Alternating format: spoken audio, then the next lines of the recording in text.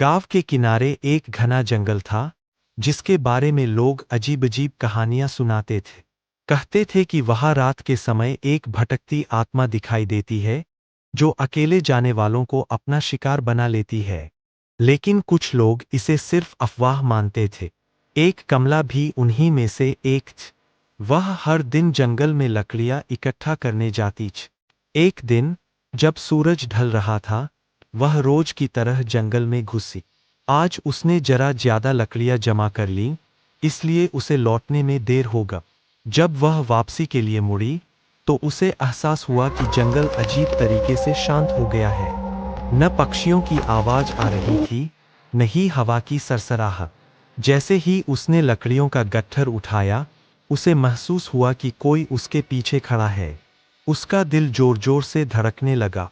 उसने धीरे-धीरे गर्दन घुमाई, और जो उसने देखा, उससे उसकी रूह कांप गई।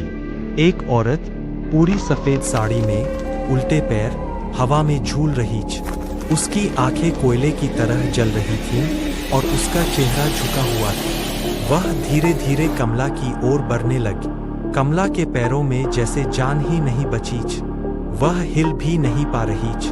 तभी उस औरत ने अपनी गर्दन घुमाई, लेकिन उसका चेहरा इंसानों की तरह नहीं था।